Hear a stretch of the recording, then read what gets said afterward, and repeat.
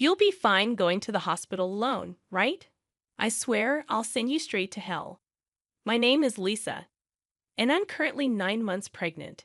It's my first time giving birth, so while I'm filled with anxiety, I feel truly blessed about welcoming a new member into our family. My husband, David, is a white-collar worker and has weekends off. However, he doesn't offer much support around the house or help with shopping. This is because he usually goes back to his parents' home on weekends. David has a deep bond with his in-laws, and since their home is nearby, he spends almost every weekend there without any specific reason. Since becoming pregnant, I've been cautious about lifting heavy objects. For instance, when buying heavy items like rice, understanding friends often help out. My daily routine starts by waking up early, preparing breakfast for David, and seeing him off to work. Afterward, I do the cleaning and laundry, and then head out for any necessary shopping. Once I return home, I start prepping for dinner. Only after finishing these tasks can I finally have some relaxation time. Since taking maternity leave, I've taken up a new hobby, blogging.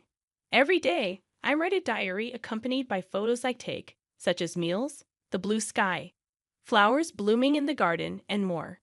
Many friends and acquaintances leave comments, and these moments of journaling have become small daily joys for me. One evening, as I was preparing dinner, my husband returned home as usual. He carelessly placed his bag and jacket on the sofa, and I tidied them up, hanging them on a coat hanger. "Welcome back. I made hamburgers for dinner. I'm going to take a bath," I said. Responding curtly, he headed straight for the bathroom. 3 years have passed since we got married, and there has been little kindness or consideration from him. I occasionally wonder if this is truly what a marital relationship should be like. But I've resigned myself to it. When David returned in his pajamas, I handed him a drink. "Where's the beer?"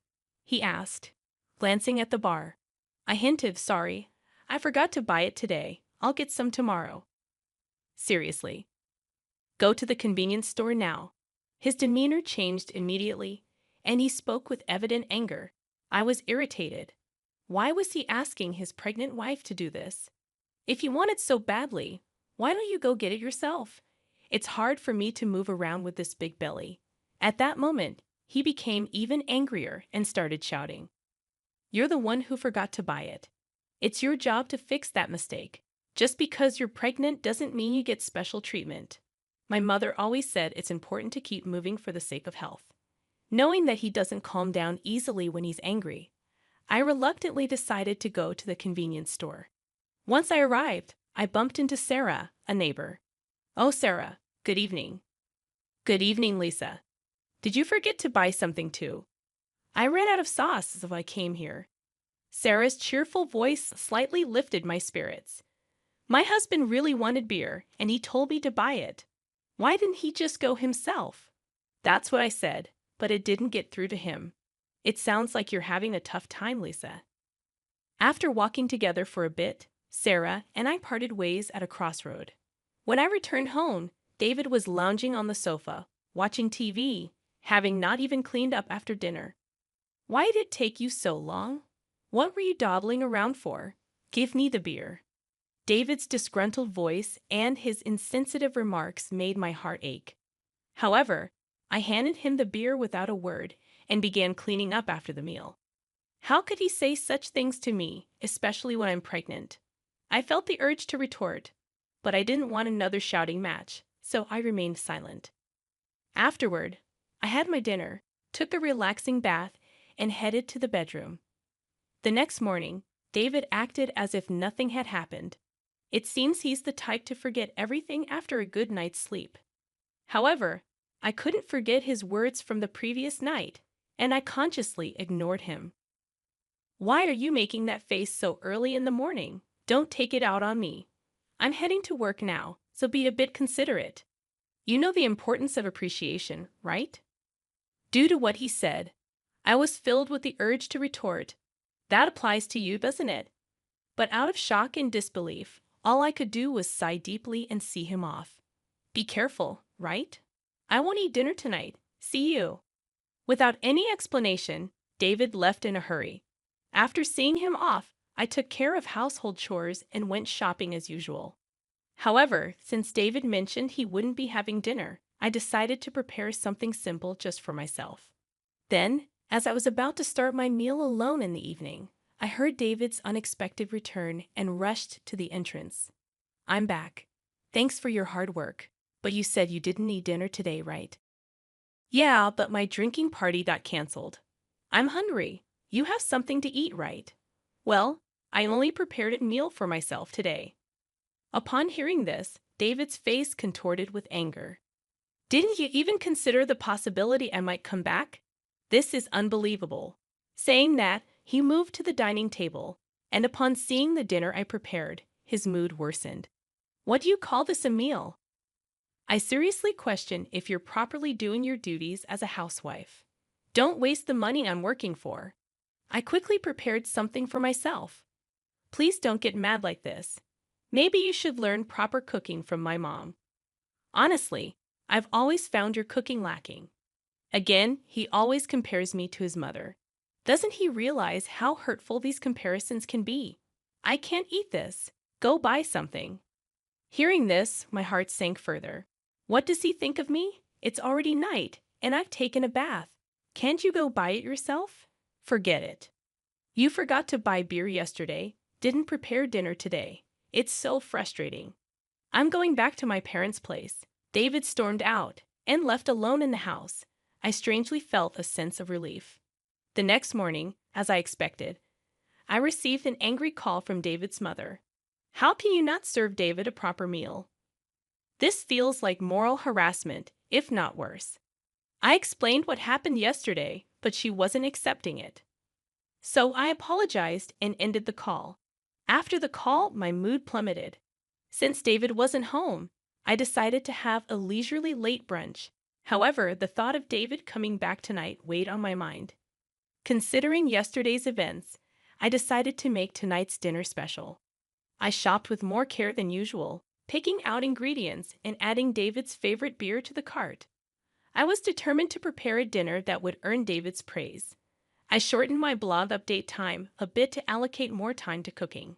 After dedicating ample time to preparations, the table was set beautifully, as if it was a special occasion. Looking at it, I felt a sense of accomplishment and couldn't help but praise myself. With this, he should definitely be satisfied. I waited patiently in the dining room for David to come home, but as time passed, there was no sign of him. I tried contacting him several times via my smartphone, but there was no response, and I became more worried as the clock continued to tick. 1 hour, then 2 hours passed, and I began to get anxious. Did he possibly go to his parents' house?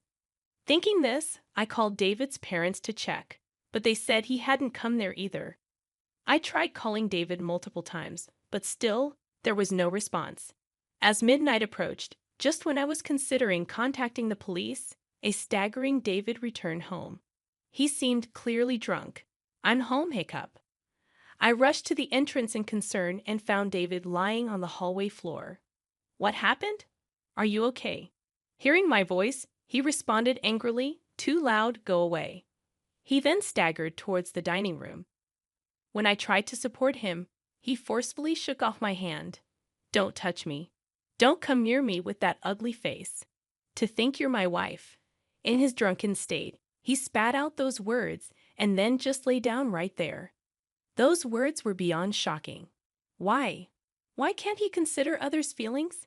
His remarks hurt me deeply, and I was filled with thoughts of maybe he no longer sees me as family. Tears welled up in my eyes.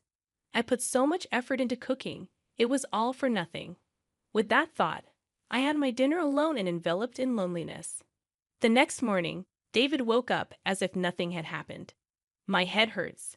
I guess I drank too much." "But why did you leave me in the hallway?" "You chose to lie down there, David. It's not my fault." "Aren't you my wife? At least take care of me when I'm drunk." David's words made me wonder why he always blames me right away. If you weren't going to eat at home, you could have at least let me know. I had prepared a nice meal, and I called you multiple times. Why didn't you answer? Then David replied nonchalantly, "My drinking party from the day before got rescheduled to yesterday." Do I have to report everything? Besides, you know how hard it is to pick up the phone during a gathering. Think about my situation. With every word David said, my heart got colder and my expectations of him diminished. That way, I won't feel hurt or disappointed anymore. This thought lingered in my mind that I'm taking a break and going back to my parents' home tomorrow. Being with you lately feels unpleasant and boring. Seeing David's attitude of looking down on me made me increasingly consider the option of divorce. Our baby is due soon, and my heart races in anticipation. Even though I've heard stories about the pains of labor from friends, my excitement to meet the new life inside me overshadows those concerns. The neighbors often encourage me with words like, "It's just a little while longer," which brightens my mood. "Hey, want to go on a family trip soon after David returned home?" He made a surprising suggestion. Really? But I'm talking about a family trip. My mom and dad want to join. I was taken aback. Why would parents make such a proposal? Tensions exist between me and David's parents whenever there's an issue concerning David. They tend to blame me, like the previous phone call incident. However, the sudden idea of a trip left me doubtful. I'm about to give birth soon, and traveling a long distance might be a bit risky. David replied, "How many times do I have to tell you? Just because you're pregnant doesn't mean you're sick. My parents are thoughtfully inviting us. But what if something happens? It'll be fine. Everything's already decided. We'll go for 2 nights and 3 days next week." What? Next week is my due date. That's a bit. Just do as you're told. Prepare for the trip. End of discussion. David just expressed his opinion and then left the room. I'm in trouble now, I thought to myself. The next day, I sought advice from a close friend and explained the situation. She was concerned and said, "That's a bit too much." While I was contemplating how to decline the offer, the day of the trip suddenly arrived. "Actually, I'm not feeling well today. I'm worried about the baby, so I'm going to rest at home." I tried to use that as an excuse, but David didn't seem convinced. "Anyway, you can just rest in the car, and you'll be fine, right? Come on, bring the luggage. We're heading to my parents' house, so hurry up." As we headed to the car, I was worried and asked, "Is this really okay?" After loading our luggage into the car and sitting in the passenger seat, I felt warmth at my feet. Looking down, I noticed water spreading around them. "Oh my water broke." I immediately informed David. "David, I think my water just broke. Please take me to the hospital quickly." Taken aback by the situation, David exclaimed, "Are you serious?" "Yes, I'm serious. We need to go to the hospital now. The baby might be coming." While trying to clean up the water with a towel in the car, David suddenly opened the passenger door. "David, what are you doing? We need to go to the hospital. Get out, you're going to make a mess in the car." I was in complete shock. "What are you saying?" I said, "Get out. I need to clean the car." Then David forcefully pulled me out of the car. In this unbelievable situation, David said, "I can't believe this. We were supposed to be on a family trip. Just go to the hospital by yourself." I was too shocked to say anything as I called out to David, "Wait, how can you leave me here like this?" He drove away, leaving me behind. Feeling overwhelmed, I quickly dialed for an ambulance. When someone approached, asking, "Lisa, are you okay?" It was Sarah, looking concerned. Sarah immediately recognized my predicament and arranged for a special taxi, comforting me throughout. Grateful for her kindness, tears streamed down my face. Soon after, I safely arrived at the hospital, thanks to Sarah's help.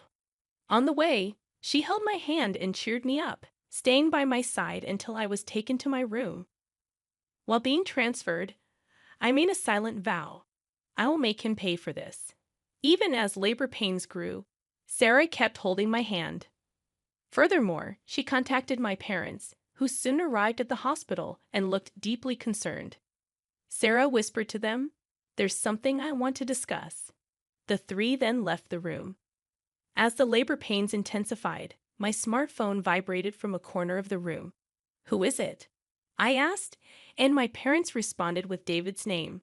They looked displeased, but I took the call anyway.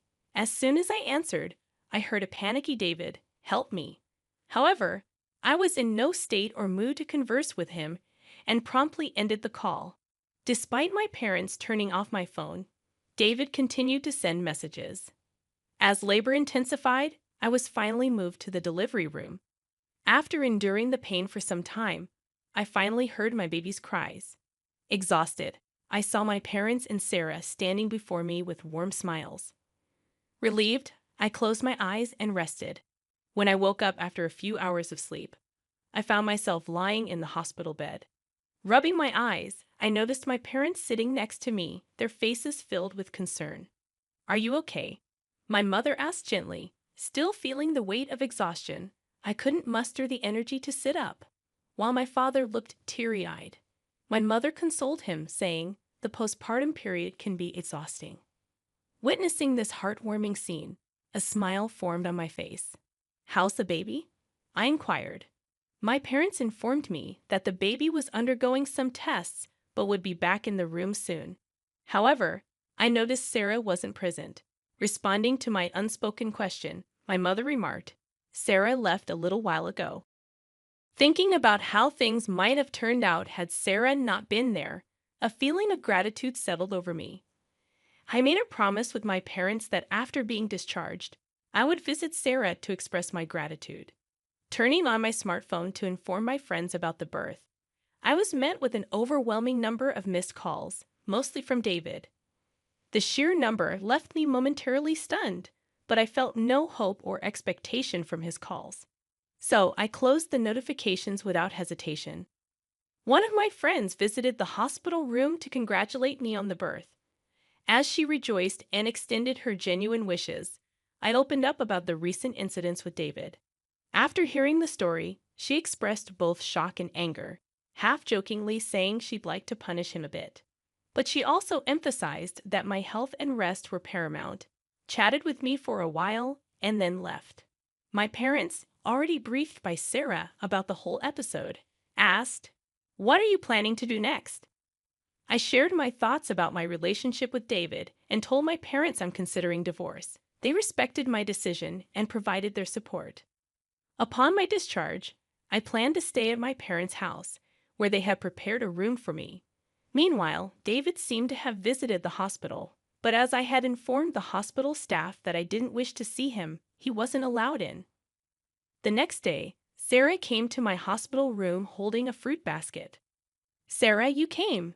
I exclaimed with delight. "You seem to be recovering well, but remember not to overexert yourself. Postpartum fatigue can be quite profound," she advised. Feeling comforted by Sarah's words, I sighed with relief, taking the fruit basket from her. "Sarah, thank you so much for helping me. I don't know what would have happened if you weren't there." I expressed my deep gratitude as I bowed deeply.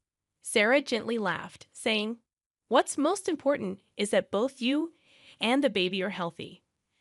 I just want a small hand. Regardless, I'm forever grateful. Once things settle down, I'll come over to thank you properly." Sarah laughed warmly in response. "You know, I've talked to my husband about what happened. He seemed quite furious." From her words, I could somewhat deduce David's situation. "Sarah, I'm truly sorry for dragging you into this mess," I admitted. "Don't worry. Remember who you owe for being able to work at your current company. This incident is truly hard to forgive."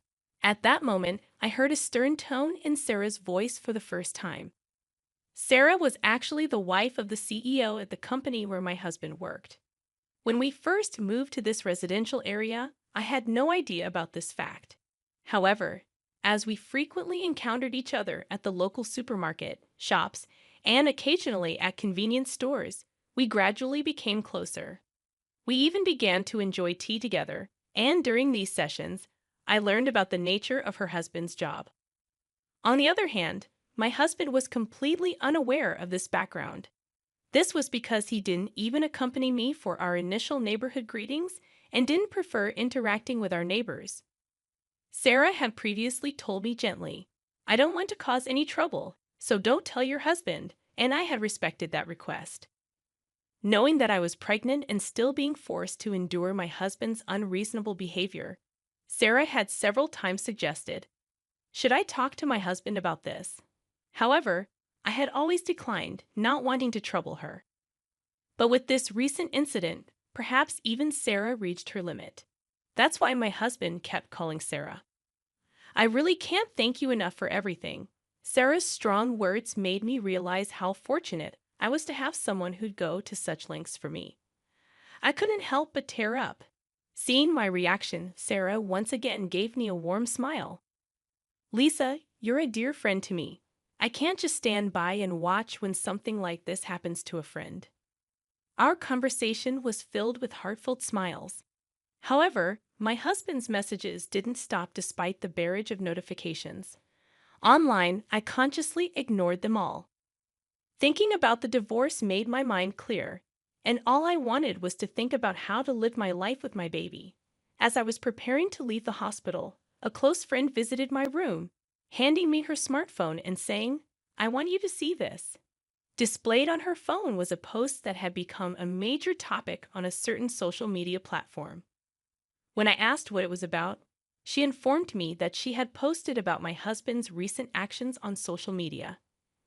My friend had a significant influence on social media with a massive follower count. One day, she received a reply to one of her posts. The follower who replied had, by chance, captured a video of the scene where I was yelled at by my husband after being led out of the car. The follower, wanting to protect my privacy, blurred my face in the video and, with my friend's permission, shared it online. The video spread like wildfire, and as a result, personal details about my husband and even his company were identified. Currently, my husband seems to be under a barrage of criticism online. What? I had no idea it had escalated to this level. My friend, smiling gently, remarked. Well, they brought it upon themselves, didn't they? My husband's actions and their consequences were all a result of choices he made. Furthermore, when one of my husband's friends confronted him about the incident, he reportedly excused himself, saying, I had a prior travel commitment with my parents that day, so I had no choice. Because of this statement, not only my husband, but also his parents began to face criticism online. The story spread even in the vicinity of my in-laws' home, and there seemed to be various topics related to my husband's parents circulating on social media. Suddenly, my phone started ringing. When I checked the screen, it was a call from my mother-in-law. That's for my mother-in-law. My friend, eyeing the screen of my phone with interest, suggested, why don't you pick up and give her a piece of your mind? However, I was so fed up that I felt no words to do so and decided to ignore it. Before I knew it, the missed calls log was filled with names of my husband, father-in-law, and mother-in-law. Ever since the incident was highlighted on social media, even the hospital staff seemed to be aware of my situation and started offering genuine support. Whether my husband or in-laws came to the hospital or called multiple times, the hospital staff didn't allow any contact with me. As my discharge date approached, I had one pressing worry: whether my husband and in-laws might be lurking outside the hospital. My parents reassured me, saying, you have nothing to worry about. But the thought of my precious baby being in danger left me anxious. However, that concern was quickly dispelled on the day of my discharge as my parents were helping me with my belongings. I heard my husband's voice shouting, Lisa, followed by the loud voices of my in-laws. Suddenly, men in black suits surrounded me, forming a protective barrier. As I tried to understand what was happening, one of the men approached me, gently opening the car door and said, don't worry, we're here on Sir's request to protect you.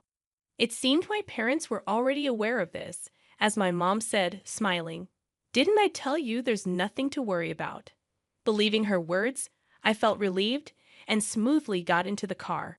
All the while, my husband and in-laws, overwhelmed by the presence of the bodyguards, couldn't come any closer. I can't find the words to express how grateful I am for Sarah supporting me like this.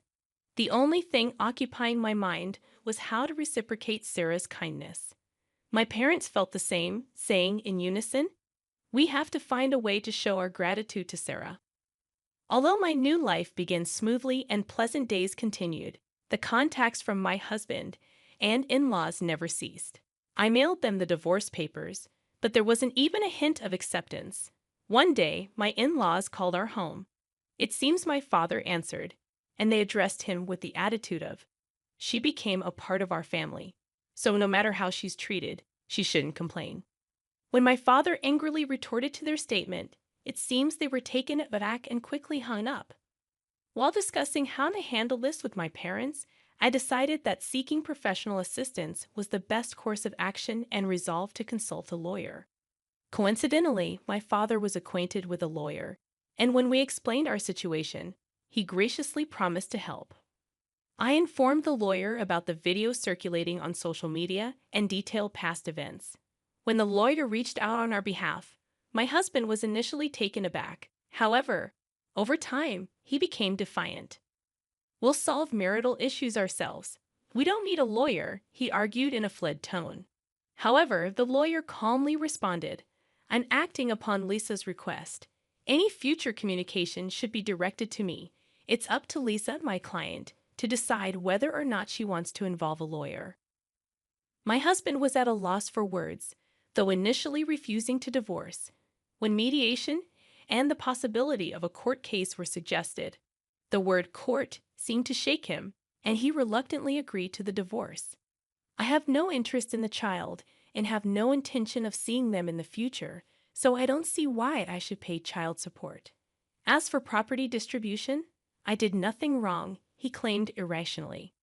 The lawyer calmly explained from a legal perspective, but my husband still seemed unconvinced. "In that case, it seems we'll meet in court," the lawyer suggested. My in-laws, who were listening nearby, appeared to panic and immediately agreed. When I was informed of this by the lawyer, I was shocked that I had ever married such a man. I had been communicating with Sarah since returning to my parents' home, and when I told her about the recent events, she playfully and gleefully suggested, "How about seizing your ex-husband's retirement pay? Garnishment is one way, right?" Feeling overwhelmed by Sarah's astuteness, a while later, I was contacted by the lawyer who conveyed that my husband wished to apologize in person. Wanting a satisfactory conclusion, I agreed to converse over the phone under the supervision of the lawyer. The day of the scheduled call arrived. On that day, I was accompanied by my parents and the lawyer. From the other end of the line, I heard, "Finally, you answer.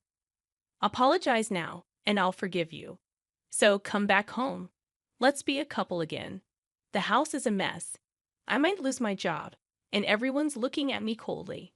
All of this is your fault, so take responsibility." He continued to bombard me with accusations. Without being overwhelmed, I calmly chose how to react. When he said, "See, you can't even reply properly, truly a woman with no redeeming qualities," I finally responded, "Just so you know, this conversation is being recorded. I'll keep it as evidence. Goodbye." Hearing this, my husband's voice revealed his shock. "Wait, you recorded it? That's not fair, right?" I was joking. "I'm sorry. I can't live without you. Let's start over. We truly loved each other, right? I promise I'll try harder from now on." After hearing those words, I immediately hung up the phone. With the recorded data in hand, I handed it to the lawyer and asked, "Can you utilize this audio as evidence?" Shaking his head in disbelief, the lawyer remarked, "He truly is an incorrigible man." My parents, feeling the same as me, had firmly decided to sever ties with him. Seeing his behavior filled them more with astonishment and disappointment than anger. At some point, I realized I was slightly enjoying this drama, clinging to the little devilish side of me that emerged. The divorce procedures with my husband concluded smoothly. Both the property distribution and child support agreements went forward without a hitch, and the turmoil began to subside. Due to the information Sarah shared with her husband, the president of my ex-husband's company, he was promptly disciplined. The president, known for his family-oriented values, believed that an employee who couldn't protect his family couldn't be trusted by the company. David lost his job, couldn't make housing loan payments, and returned to his parents' home. His reputation was tarnished by the viral video, and he struggled to find stable employment, barely making ends meet with short-term part-time jobs. Rumors spread about his parents too, and according to reports from Sir's friends in the neighborhood, they seemed to live in perpetual unease.